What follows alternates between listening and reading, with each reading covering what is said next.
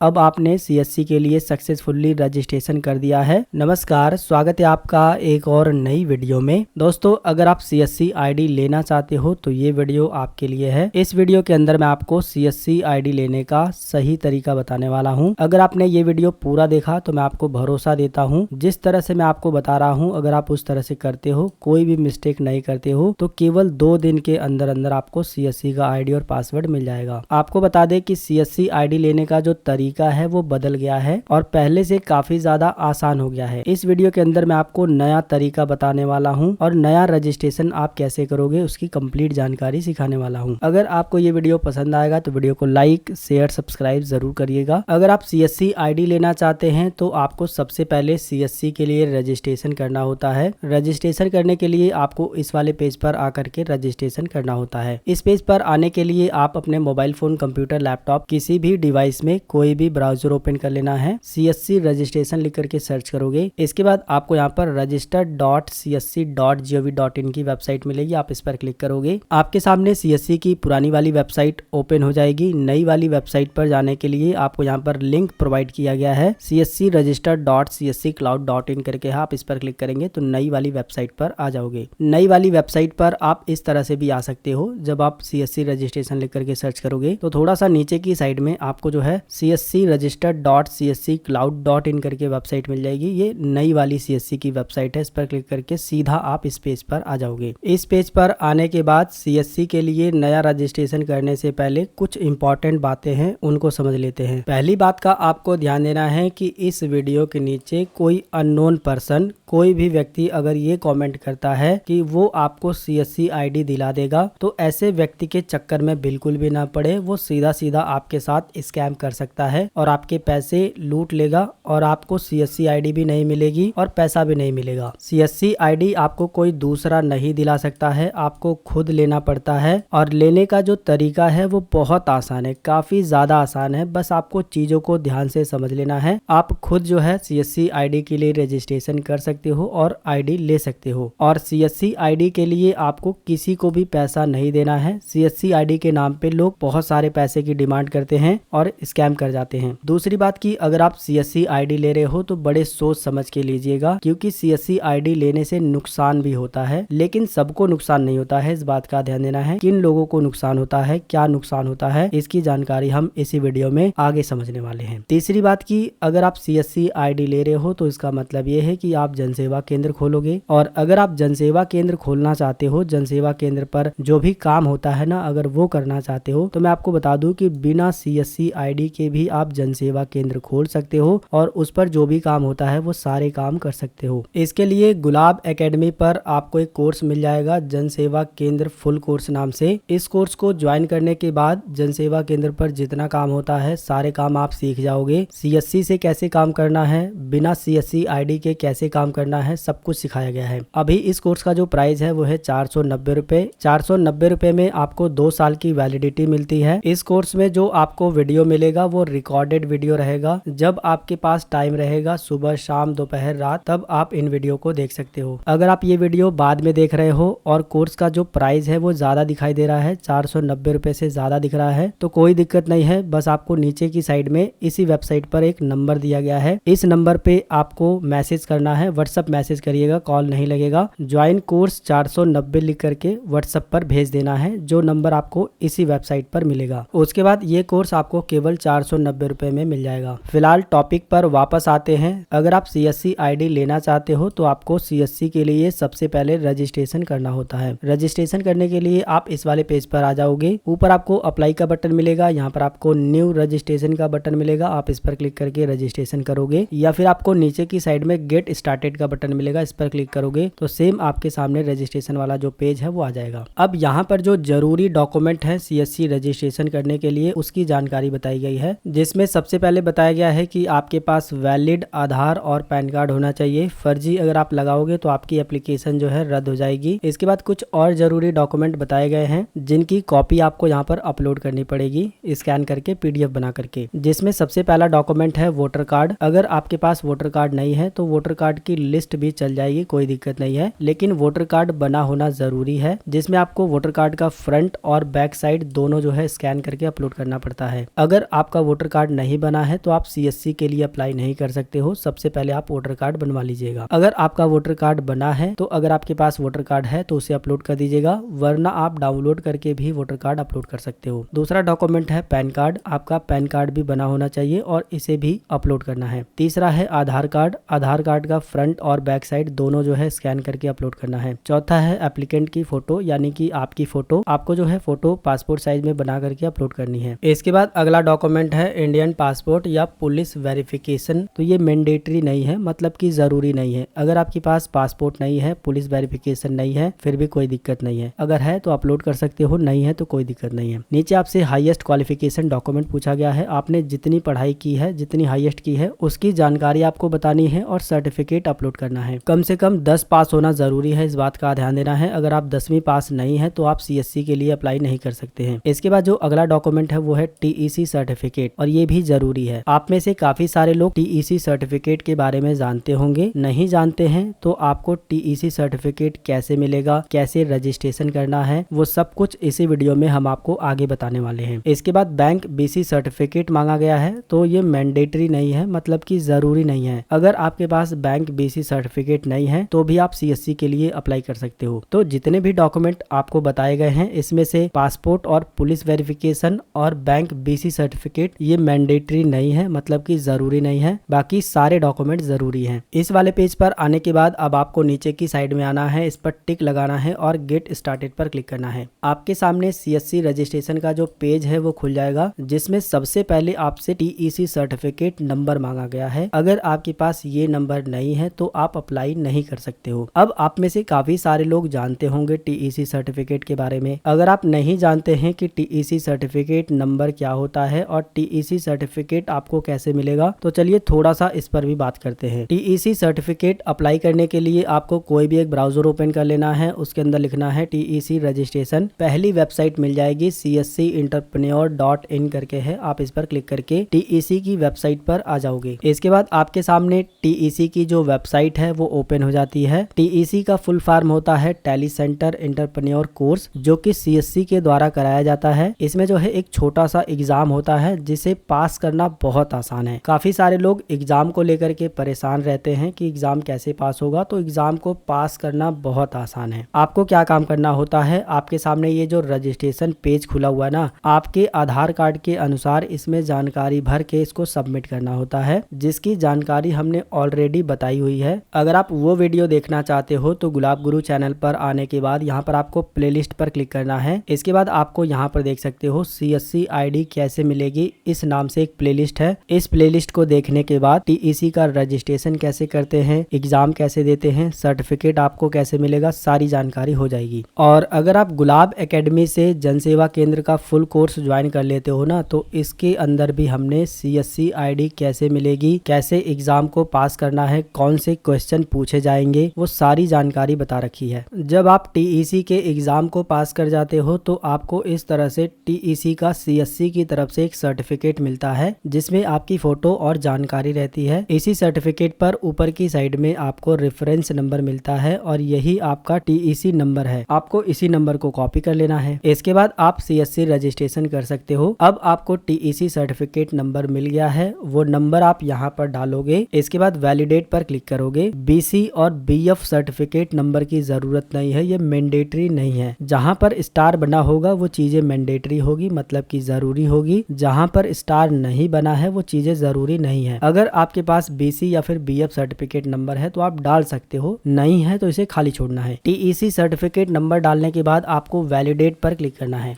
इसके बाद TEC number verified इस तरह से लिख करके आ जाएगा। नीचे आपकी पर्सनल जानकारी दिखाई देगी। नीचे आपको मोबाइल नंबर डालना है वेरिफिकेशन के लिए और सेंड OTP पर क्लिक करेंगे। इसके बाद आपके मोबाइल नंबर पे OTP जाएगा, वो OTP आपको यहाँ पर भरना है, वैलिडेट पर क्लिक करना है। इसके बाद मोबाइल नंबर वेरीफाइड लिख करके आ जाएगा। अब आपको एडिशनल पर्सनल डिटेल्स में अपना आधार कार्ड का नंबर डालना है। आधार नंबर डालने के बाद वैलिडेट पर क्लिक करें। इसके बाद आधार कार्ड भी वेरीफाइड हो जाएगा। नीचे आपको अपना फादर का नाम लिखना है। अगर आप लड़की हैं और आपकी शादी हो गई है तो आपको अपने हस्बैंड का नाम यहाँ पे लिखना है। मतलब कि शादीशुदा महिला अगर अपने नाम से CSC के लिए रजिस्ट्रेशन कर रही है तो वो जो है अपने हस्बैंड का नाम यहाँ पर लिखेगी। बाकी सारी कंडीशन में आपको अपने फादर का नाम यानी पिताजी का नाम जैसा आधार कार्ड पे लिखा है वैसे लिख दीजिएगा। यहाँ पर आपको अपनी माता जी का नाम लिख देना है। इसके बाद मैरिड स्टेटस में आपको बताना है, अगर शादी हो गई है तो मैरिड चूज करेंगे, अगर सेपरेट हैं तो सेपरेटेड चूज करेंगे, अगर शादी नहीं हुई है तो अनमैरिड चूज करेंगे। इसके बाद आपको कैटेगरी चूज करनी है। अगर आप सामान्य कैटेगरी के हैं तो जनरल चूज करेंगे, बाकी सारी कंडीशन में आपको रिजर्व्ड को चूज कर लेना है। नीचे आपसे डिसेबिलिटी के बारे में पूछा गया है। अगर आप दिव्यांग हैं तो यहाँ पर बता देंगे किस टाइप के दिव्यांग हैं। अगर आप दिव्यांग नहीं है तो नॉट फिजिकली इम्पायर्ड जो सबसे लास्ट वाला ऑप्शन है इसको चूज कर लेंगे। नीचे आपसे आपकी लोकेशन पूछी गई है, मतलब कि आपका एड्रेस पूछा गया है। यहाँ पर आपको अपना एड्रेस भरना है जो आपके आधार कार्ड पर है। अगर आप गांव के रहने वाले हैं तो रूरल सेलेक्ट करेंगे, अगर आप शहर के रहने वाले हैं तो अर्बन चूज करेंगे। एड्रेस में सबसे पहले आपको अपना राज्य चूज करना है, आप किस राज्य के रहने वाले हो। इसके बाद आपको डिस्ट्रिक्ट चूज करना है। इसके बाद स्टेट असेंबली चूज करना है यानी कि विधानसभा। इसके बाद आपको अपना सब डिस्ट्रिक्ट यानी कि तहसील चूज करना है। इसके बाद आपको अपने विलेज यानी कि गांव का नाम लिखना है और अपनी ग्राम पंचायत का नाम लिखना है। नीचे आपको हाउस नंबर या फिर फ्लोर नंबर भरना है यानी कि घर का नंबर। उसके बाद जो भी आपने ऊपर एड्रेस भरा है वही एड्रेस आप यहाँ पर लिख देंगे, जैसे कि गांव का नाम, पोस्ट का नाम, तहसील, डिस्ट्रिक्ट, स्टेट। जो भी आपने ऊपर एड्रेस भरा है वही सारा एड्रेस जो आपके आधार कार्ड पे लिखा है भी आप लिख देंगे। अगर आपको घर का नंबर नहीं पता है तो आप अपने वोटर कार्ड पे देखिएगा पीछे जो है लिखा होता है वही आपको यहाँ पर भर देना है। नीचे आपको अपना पिन कोड भरना है जो आपके आधार कार्ड के पीछे लिखा हुआ है। इसी तरह से अगर आप अर्बन के रहने वाले हो तो अर्बन पे जब आप क्लिक करोगे तो यहाँ पर वार्ड नंबर पूछा जाएगा और यहाँ पर ब्लॉक का नाम पूछा जाएगा। इन जानकारी को अपने आधार कार्ड से भरेंगे, आधार कार्ड से ही एड्रेस यहाँ पर भरना है। नीचे की साइड में आपसे कियोस्क की जानकारी पूछी गई है। कियोस्क का मतलब होता है दुकान की। जो भी आपकी दुकान का नाम है जैसे कि अमन साइबर कैफे, विशाल जनसेवा केंद्र, वो आप यहाँ पर लिख देंगे। कियोस्क नेम में जो भी आपकी दुकान का नाम है, जिस भी नाम से आप जनसेवा केंद्र खोले हैं, सीएससी सेंटर खोले हैं, वो नाम यहाँ पर आपको लिखना है। इसके बाद कियोस्क ओनरशिप में आपको बतानी है ये जो आप दुकान चला रहे हैं ये आपकी खुद की जमीन है, खुद की दुकान है या फिर आप रेंट पे रहते हैं, मतलब कि भाड़ा देते हैं। अगर आपकी खुद की दुकान है तो यहाँ पर आप ऑन सेलेक्ट करेंगे। अगर आप भाड़ा देते हैं मतलब कि किराया भरते हैं तो आप रेंट को चूज करेंगे। जैसे कि मेरी कंडीशन में जिनका हम सीएससी के लिए रजिस्ट्रेशन कर रहे हैं उनकी दुकान का नाम ये है, साथ ही साथ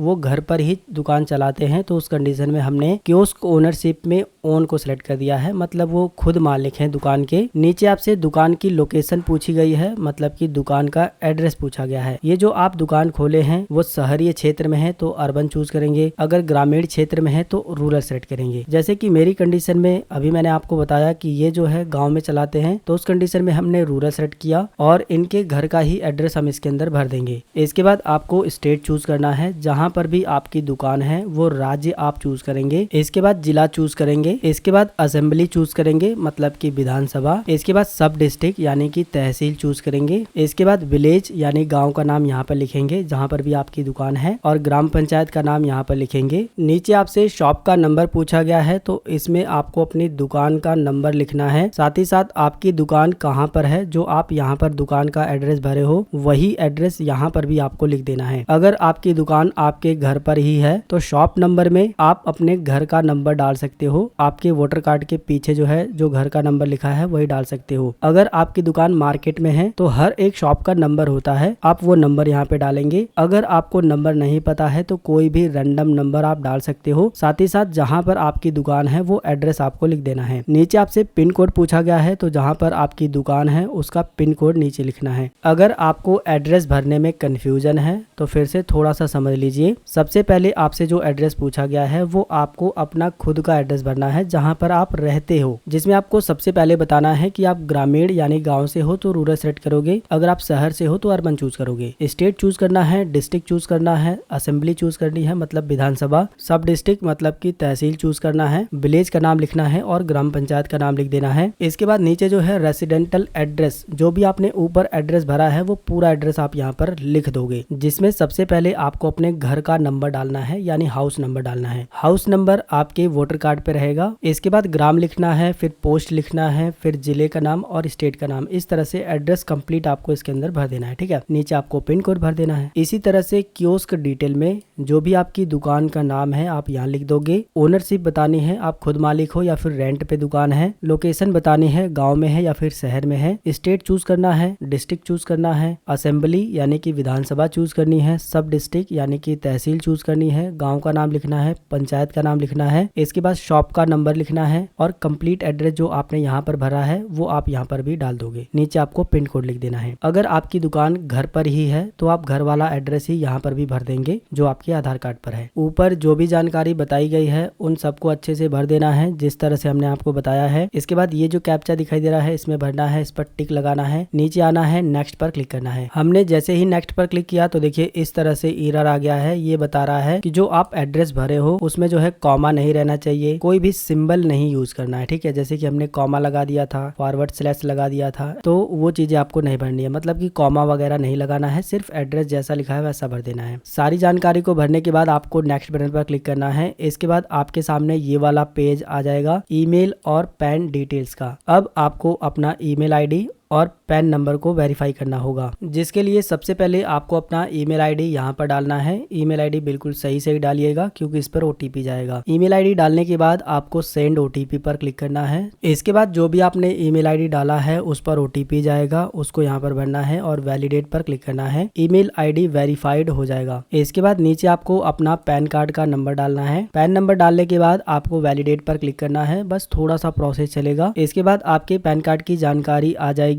आपके पैन कार्ड पर जैसा आपका नाम रहेगा वो यहाँ पर दिखाई देगा। मैच परसेंटेज जो है 100% दिखाई देगा। नीचे आपको इस पर टिक लगा देना है और नेक्स्ट पर क्लिक कर देना है। इसके बाद आप इस वाले पेज पर आ जाओगे जहाँ पर आपको बैंक की जानकारी देनी होगी। जो भी बैंक खाता आप CSC में लिंक करना चाहते हैं उस बैंक अकाउंट की जानकारी आप यहाँ पर दे सकते हो। सेविंग अकाउंट दे सकते हो, करेंट अकाउंट दे सकते हो, कोई भी बैंक अकाउंट की जानकारी आप यहाँ पर दे सकते हो। जिसके लिए सबसे पहले आपको यहाँ पर अपनी बैंक का जो IFSC कोड है वो डालना है और वैलिडेट पर क्लिक करना है। IFSC कोड डालने के बाद जैसे ही आप वैलिडेट पर क्लिक करेंगे तो आपकी बैंक का जो एड्रेस है वो आपको यहाँ पर दिखाई देगा। अकाउंट टाइप पर आपको क्लिक करना है। आपका सेविंग अकाउंट है या फिर करेंट अकाउंट है वो आप यहाँ से बताओगे। इसके बाद यहाँ पर बैंक नेम पर क्लिक करना है। आपका जो भी बैंक है वो आप यहाँ पर सिलेक्ट करोगे। बैंक का नाम टाइप करने के बाद बैंक का नाम आ जाएगा। आप यहाँ से जो है अपनी बैंक का नाम चूज कर लेंगे। बैंक का नाम सेलेक्ट करने के बाद आपको अकाउंट नंबर डालना है यानी कि खाता नंबर डालना है। अपना खाता नंबर डालने के बाद वैलिडेट पर क्लिक करना है। इसके बाद इस तरह से पैनी ड्रॉप करके ऑप्शन आ जाएगा, आपको पैनी ड्रॉप पर क्लिक कर देना है। इसके बाद आपका जो अकाउंट है वो वेरीफाइड हो जाता है। कभी कभी क्या होता है कि सर्वर एरर की वजह से अकाउंट वेरीफाइड नहीं हो पाता है, तो उस कंडीशन में आपको तनिक भी परेशान नहीं होना है। अगर आपने अकाउंट नंबर सही डाला है, IFSC कोड सही डाला है, तो बिना वेरीफाइड किए ही आप आगे का प्रोसेस कर सकते हो। बाद में जो है वो वेरीफाइड हो जाता है। लेकिन अगर वेरीफाइड हो जा रहा है तो अच्छी बात है, नहीं हो रहा है तो भी आपको ज्यादा परेशान नहीं होना है। इसके बाद आपसे जो है नॉमिनी की जानकारी पूछी गई है, तो जिसको भी आप नॉमिनी बनाना चाहते हो उसकी जानकारी दे सकते हो, जैसे कि नॉमिनी का नाम, नॉमिनी से आपका जो रिलेशन है वो क्या है, उसकी डेट ऑफ बर्थ यहाँ डालनी है। हमने इनकी माताजी को नॉमिनी बना दिया है, उनका नाम लिख दिया है। और अगर आप माताजी और पिताजी को बना रहे हो तो पेरेंट चूज कर लोगे, बाकी और भी ऑप्शन यहाँ पर दिए गए हैं। उनकी जन्म तिथि यहाँ पर भर देना है और इसके बाद नेक्स्ट बटन पर क्लिक करना है। इसके बाद आपके सामने ये वाला पेज आ जाएगा जहां पर आपको कुछ जरूरी डॉक्यूमेंट अपलोड करने हैं, जिसमें सबसे पहले आपको अपना एपिक नंबर यहाँ पर टाइप करना है। एपिक नंबर का मतलब कि वोटर कार्ड का नंबर। इसके बाद यहाँ पर आपको जो है ब्राउज पर क्लिक करना है और अपने आधार कार्ड को अपलोड करना है। इसके बाद यहाँ पर जो है अपने पैन कार्ड को अपलोड करना है। यहाँ पर आपको अपनी फोटो को अपलोड करना है ब्राउज पर क्लिक करके। अभी मैं आपको अपलोड करके भी दिखाने वाला हूँ। इसके बाद आपको बैंक डिटेल में जो है आपको अपने बैंक का जो पासबुक है उसको अपलोड करना है और यहाँ पर जो है आपको अपना एपिक यानी कि वोटर कार्ड अपलोड करना है। अगर आपके पास वोटर कार्ड नहीं है तो वोटर कार्ड की लिस्ट भी आप अपलोड कर सकते हो। वैसे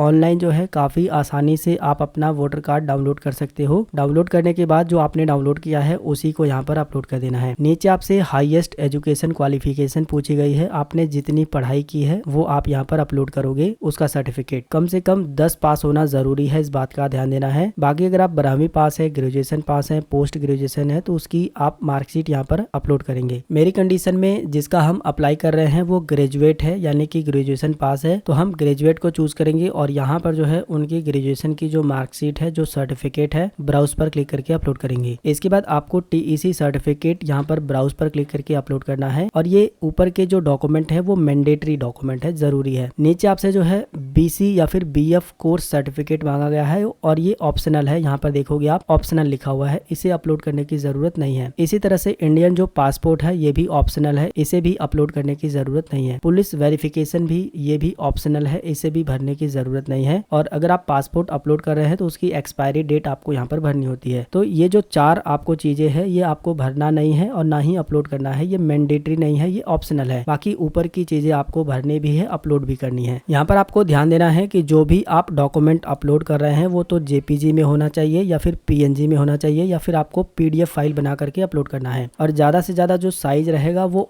1 MB से ऊपर नहीं होना चाहिए। यहाँ पर मैं आपको रेकमेंड करूंगा कि यहाँ पर जो भी आप डॉक्यूमेंट अपलोड कर रहे हैं उसका आप पीडीएफ बना करके अपलोड करिएगा। हम यहाँ पर जो भी डॉक्यूमेंट अपलोड करने वाले हैं सबका हमने पीडीएफ बना रखा है। पीडीएफ में अपलोड करोगे तो क्वालिटी काफी अच्छी रहती है और रिजेक्ट होने का चांस कम रहता है। तो सबसे पहले हम आधार कार्ड को अपलोड करेंगे, जिसके लिए हम ब्राउज पर क्लिक करेंगे। जहाँ पर भी आपने आधार कार्ड का पीडीएफ बना करके रखा है उस फोल्डर को ओपन करेंगे। यहाँ पर देखोगे हमने आधार कार्ड का पीडीएफ बनाया हुआ है, इसको हम सेलेक्ट करके ओपन पर क्लिक करेंगे। इसके बाद आधार कार्ड सक्सेसफुली अपलोड हो जाएगा। नीचे आप देख सकते हो डॉक्यूमेंट नेम में जो है आधार कार्ड आपको दिखाई देगा। पैन कार्ड को अपलोड करेंगे, ब्राउज पर क्लिक करेंगे, पैन कार्ड को सेलेक्ट करेंगे, ओपन पर क्लिक करेंगे। जो भी डॉक्यूमेंट अपलोड कर रहे हो ब्राउज पर क्लिक करके उस डॉक्यूमेंट को सिलेक्ट करके ओपन कर लेना है। थोड़ा सा प्रोसेस चलेगा अपलोडिंग का, इसके बाद जो है सक्सेसफुली अपलोड हो जाता है। यहाँ पर आप देखोगे जितने भी डॉक्यूमेंट आप अपलोड करोगे इस तरह से डॉक्यूमेंट अपलोडेड सक्सेसफुल का मैसेज आता रहेगा। ओके पर क्लिक करिए। अब हमें जो है अपनी फोटो अपलोड करनी है, ब्राउज पर क्लिक करेंगे, फोटो को सिलेक्ट करेंगे, ओपन पर क्लिक करेंगे, थोड़ा समय के लिए वेट करेंगे, फोटो भी अपलोड हो जाएगी। ओके पर क्लिक करेंगे। इसके बाद अब हमें बैंक की जानकारी अपलोड करनी है, जिसमें हम पासबुक को अपलोड कर रहे हैं। बैंक पासबुक के पीडीएफ को सिलेक्ट करेंगे, ओपन पर क्लिक करेंगे, थोड़ा सा प्रोसेस होगा, अपलोड हो जाएगा सक्सेसफुली। ओके पर क्लिक करेंगे। अब हम अपने वोटर कार्ड को अपलोड करेंगे। वोटर कार्ड को अपलोड करने से पहले या फिर वोटर कार्ड की अगर आप लिस्ट अपलोड कर रहे हैं उसको अपलोड करने से पहले वोटर कार्ड का नंबर आपको यहाँ पर जरूर डालना है। वोटर कार्ड का नंबर डालने के बाद ब्राउज पर क्लिक करना है। जहाँ पर भी आपने वोटर कार्ड को पीडीएफ बना करके रखा है सिलेक्ट कर लेना है। ओपन पर क्लिक करोगे तो थोड़ा सा प्रोसेस होगा। इसके बाद वोटर कार्ड भी सक्सेसफुली अपलोड हो जाएगा। ओके पर क्लिक करिए। अब आपको एजुकेशन का सर्टिफिकेट अपलोड करना है, तो हमने ग्रेजुएशन चूज किया था तो हम ग्रेजुएशन का यहाँ पर सर्टिफिकेट अपलोड करेंगे। अगर आपने कक्षा 10वीं सिलेक्ट की है तो आप 10वीं को चूज करके उसका सर्टिफिकेट यहाँ पर अपलोड कर दोगे। सर्टिफिकेट का मतलब कि मार्कशीट आप अपलोड कर सकते हो, जिसके लिए आपको ब्राउज पर क्लिक करना है। जहाँ पर भी आपने जो है सर्टिफिकेट रखा है, मार्कशीट रखी है, सिलेक्ट करना है, ओपन पर क्लिक करना है। इसके बाद एजुकेशन का सर्टिफिकेट भी अपलोड हो जाएगा। ओके पर क्लिक करिए। अब आपको अपना टीईसी का सर्टिफिकेट अपलोड करना होगा, जिसके लिए आप ब्राउज पर क्लिक करेंगे। जहाँ पर भी आपने टीईसी का सर्टिफिकेट रखा है सिलेक्ट करके ओपन करेंगे। टीईसी सर्टिफिकेट भी अपलोड हो जाएगा। अब इसके बाद आपको कोई भी डॉक्यूमेंट अपलोड करने की जरूरत नहीं है। आपने जितना भी डॉक्यूमेंट अपलोड किया होगा सबकी लिस्ट जो है नीचे दिखाई देगी, जो कि आप देख सकते हो हमने इतने डॉक्यूमेंट अपलोड किए हैं। अगर आप इन्हें देखना चाहते हो तो आँख के बटन पर क्लिक करके देख सकते हो। अगर आप इन्हें डिलीट करना चाहते हो तो डिलीट बटन पर क्लिक करके डिलीट कर सकते हो। अब आपको इस पर टिक लगाना है और नेक्स्ट पर क्लिक करना है। फिर से मैं आपको बता दूं कि डॉक्यूमेंट को अपलोड करने के बाद ऊपर जो आपसे एपिक नंबर यानी वोटर कार्ड का नंबर मांगा गया है ये भरना जरूरी है, इस बात का ध्यान देना है। भरने के बाद ही आप नेक्स्ट बटन पर क्लिक करिएगा। तो हमने ऊपर जो है वोटर कार्ड का नंबर भी डाल दिया है, सभी डॉक्यूमेंट भी अपलोड कर दिए हैं। अब हम इस पर टिक लगाएंगे और नेक्स्ट पर क्लिक करेंगे। इसके बाद थोड़ा सा प्रोसेस होगा, बस आपको वेट करना है। अब आप देख सकते हो कांग्रेचुलेशन का मैसेज आ गया है और आपको एक एप्लीकेशन रेफरेंस नंबर मिल जाएगा। इसको आपको कॉपी कर लेना है या फिर इसको आप प्रिंट बटन पर क्लिक करके पीडीएफ में भी सेव कर सकते हो। सीएससी रजिस्ट्रेशन करते समय जो भी आपने ईमेल आईडी डाला था उस पर भी ये एप्लीकेशन रेफरेंस नंबर भेजा जाता है। अब आपने सीएससी के लिए सक्सेसफुली रजिस्ट्रेशन कर दिया है। अब आपको प्ले स्टोर से सीएससी का एक ऐप आता है, उसको डाउनलोड करके वीडियो जियो टैग करना है, जो कि आप इसी पेज पर लेफ्ट साइड में देख सकते हो। आपने 5 स्टेप तक कंप्लीट कर लिए हैं। नीचे आपको छठे स्टेप में बताया गया है कि download CSC app, upload your geo tag video. तो चलिए सीएससी का ऐप कैसे डाउनलोड करना है, जियो टैग की वीडियो कैसे रिकॉर्ड करनी है उसको भी समझ लेते हैं। जब आप सीएससी के लिए सक्सेसफुली रजिस्ट्रेशन कर दोगे तो आपके ईमेल आईडी पर इस तरह से एप्लीकेशन एप्लीकेशन रेफरेंस नंबर और सिक्योर कोड भेजा जाता है। इन्हीं दोनों का इस्तेमाल करके CSC की ऐप में आपको लॉगिन करना है। अब आपको अपने मोबाइल फोन में प्ले स्टोर ओपन करना है। सर्च बार में लिखना है CSC ऐप। इसके बाद CSC ऐप आ जाएगा। इसको आपको अपने फोन में डाउनलोड और इंस्टॉल कर लेना है। इसके बाद इसे ओपन करना है। आपको साइन अप बटन पर क्लिक करना है। इसके बाद जो भी अलाउ मांगता है सब कुछ अलाउ कर देना है। इसके बाद फिर से आपको साइन अप बटन पर क्लिक करना है। इसके बाद आपको नीचे की साइड में प्रोसीड का बटन मिलेगा, उस पर क्लिक करना है। इसके बाद आपसे एप्लीकेशन रेफरेंस नंबर और सिक्योर कोड और मोबाइल नंबर मांगा जाएगा। तो सबसे पहले आपको एप्लीकेशन रेफरेंस नंबर डाल देना है। उसके बाद सिक्योर कोड डाल देना है। एप्लीकेशन नंबर और सिक्योर कोड नंबर ये आपके ईमेल पर भेजा जाता है। डालने के बाद नीचे आपको वही मोबाइल नंबर डालना है जो आपने CSC रजिस्ट्रेशन करते समय दिया था। इसके बाद आपको प्रोसीड टू कैप्चर वीडियो पर क्लिक करना है। इसके बाद आपके सामने ये वाला पेज आएगा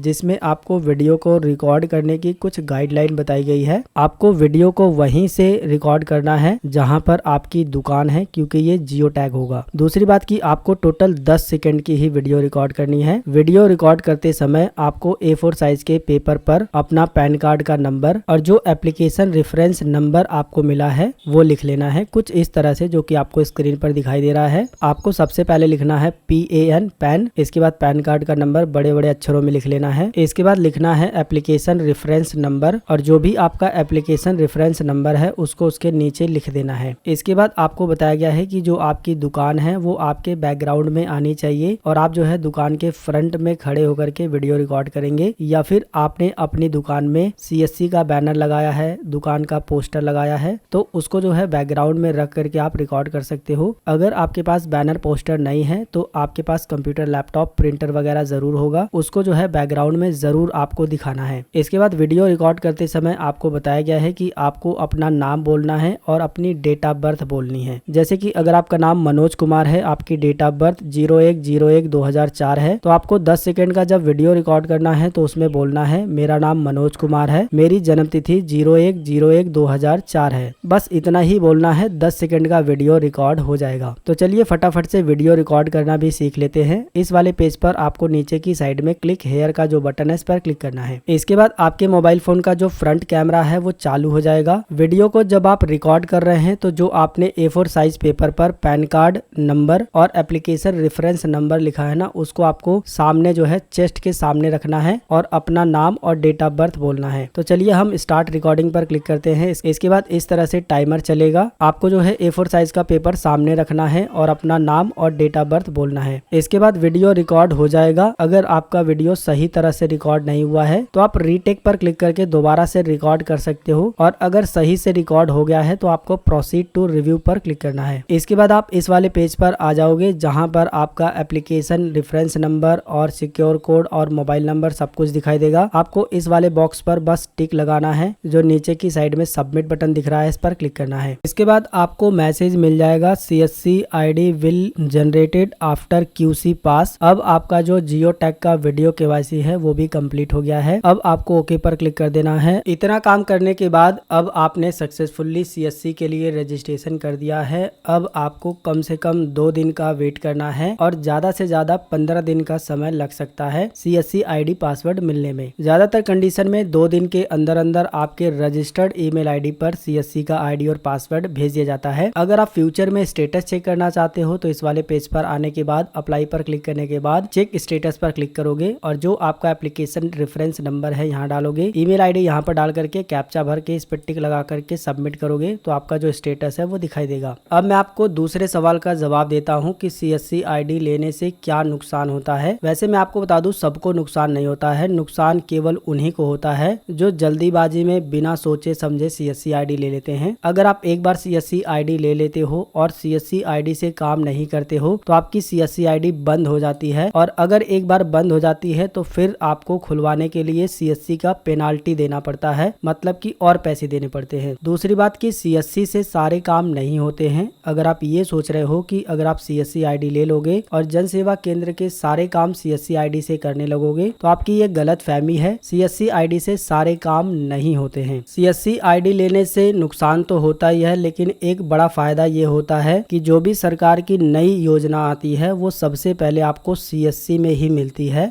अगर आप CSC ID लेते हो तो आपको रेगुलर काम करना पड़ेगा, वरना आपकी CSC ID बंद हो जाएगी जाएगी और आपका सारा पैसा नुकसान हो जाएगा। अब आपके मन में सवाल आया होगा कि सर CSC रजिस्ट्रेशन का जो आपने प्रोसेस बताया उसमें तो कहीं पर पैसा लगा नहीं। तो मैं आपको बता दूं कि CSC ID रजिस्ट्रेशन में आपको कोई भी पैसा नहीं देना पड़ता है, बल्कि हमने वीडियो में आपको TEC सर्टिफिकेट के बारे में बताया था। उस सर्टिफिकेट को पाने के लिए आपको जो रजिस्ट्रेशन करना होता है उसके लिए आपको 1479 रुपए का पेमेंट करना होता है और टोटल जो है आपको 1479 रुपए में ही CSC ID मिल जाती है। मतलब कि जब आप 1479 रुपए दे करके TEC के लिए रजिस्ट्रेशन करते हो तो एग्जाम दे करके जब आप पास करते हो तो आपको TEC का सर्टिफिकेट मिल जाता है। उसके बाद आप CSC के लिए नया रजिस्ट्रेशन कर सकते हो। नया रजिस्ट्रेशन करने के बाद आपका जो CSC ID है वो बन जाता है और आपको ईमेल पर CSC ID और पासवर्ड मिल जाता है। इसके अलावा आपको कोई और पैसा देने की जरूरत नहीं है। लेकिन मैं आपको फिर से रिकमेंड करना चाहूंगा, CSC ID लेने से पहले आप एक बार इस कोर्स को जरूर ज्वाइन कर लीजिएगा। कोई बहुत बड़ा अमाउंट नहीं है। इस कोर्स को ज्वाइन करने के बाद आपको पता चलेगा कि किस ID को लेना जरूरी है, किस ID से कौन सा काम होता है, कैसे होता है। उसके बाद अगर आप वो ID लेते हो तो ज्यादा अच्छा रहता है। पहले हमें चीजों को सीखना होता है कि कौन सा काम किस जगह से कैसे होता है। उसके बाद हमें उस काम को करने के लिए कौन सी ID की जरूरत पड़ती है वो ID लेनी चाहिए। तो मैं आपको रिकमेंड करूंगा, अगर आप जनसेवा केंद्र का काम सीखना चाहते हैं तो इस कोर्स को जरूर ज्वाइन करें। बाकी आपकी मर्जी है, कोई जबरदस्ती नहीं है। अगर आपको ये वीडियो पसंद आया तो वीडियो को लाइक, शेयर, सब्सक्राइब करिए। अगर आपके मन में कोई सवाल है तो इस वीडियो के नीचे कॉमेंट करिए।